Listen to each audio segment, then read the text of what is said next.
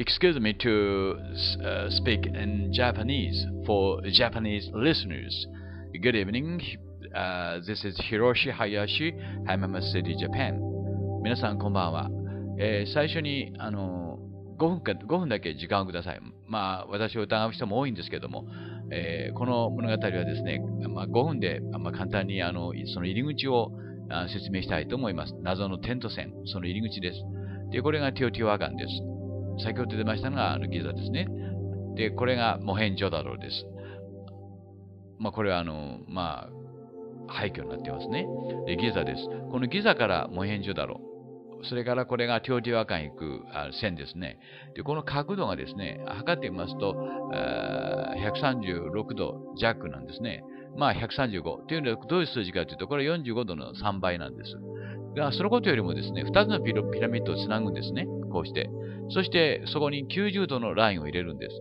そうしますとですね、この黒い真ん中の左上に伸びていく線ですけども、これがまっすぐと、本当に、大げさに言えば、大げさで言えばということはありませんけども、本当に狂いなく、ティオティワカンへと結ぶわけで、行くわけであります。でこのティオティワカンから今度は、これはギザから今北線ですね。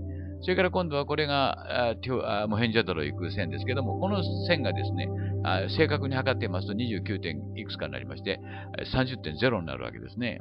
これも偶然ではありません。偶然とは言い難いですね。それから、さらにこの、ティオティワカンの参道を見てください。この参道。この参道の線をですね、まっすぐですよ。これ正確にやればやるほどいいです。まっすぐとこの線をですね、真ん中を取って、この場合は北へ登るわけですね。そして北極を越えていきますと、なんとそれがモヘンジョダロへと繋がっていくわけであります。これは偶然でしょうか？それでこのモヘンジョダロを見てください。この右下が廃墟ですけども、これとね、並行して走ってる、この線と並行して走ってる線があるんですね。ここにあるんです。そしてですね、この下のこの右下の部分を見てください。今度はこのモヘンジョダロの参道です。ここにありますね。この参道。この参道の中にまっすぐ真ん中に線を一本引いてみてください。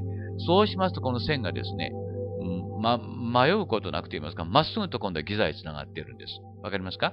そしてギザへつながっていて、ここへ来るわけです。で、さらにこの角度もですね、普通じゃないですね。今ちょっと後でもう一回言いますけど、これはモヘンジョダロ。で、これがティオティワカンからの線です。そしてこの角度がですね、ぴったしと60度なんですね。60.1 です。私これ皆さんにお見せするために正確に測定してみました。60.0 なんです。これも偶然でしょうか？ありえないですね、こんなことは。で、60、30、45という数字は今回謎の点と線調べていく間、うちに非常に出てくる、重要なところで出てくる。で、今度30度なんですね。この、ギザからの線と、モヘンジョダロの線も30度。今この表を見てください。ギザからティオティワカン。これが135度。ティオティワカンからモヘンジョダロが 30.0。で、このモヘンジョダロからギザまでが60度と。こういう数字で並んでるわけで。しかもそれぞれの拠点といいますか、フットフォールと言いますけど、それぞれには参道がありますけども、参道はですね、それぞれのしっかりと示して、そして他の点ともこうして広がっていくわけです。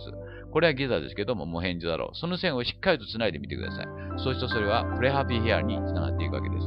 で、これがプレハピーヘアっていうのは、私は、本当はアンコールワットかなと思っていろいろやってるけど、どうもプレハピーヘアに近くなってくるんですね。ギザ、ナズカ、そしてイースター島というふうにこの点と線がどんどんと繋がっていきます。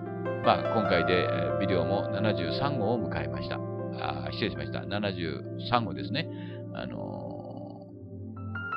いろいろ調べてきましたが、まだね、疑っている人が多いというか、それは偶然だよっていう人があまりにも多いので驚いてますが、そうではないということを一度皆さんにしっかりと示しておきたくて、こういうビデオを作ってみました。大切なことは自分で確かめてみることです。その時に、おっと思えばですね、思ってくだされば嬉しいです。では皆さん、次回73号でまたお会いしましょう。バイ。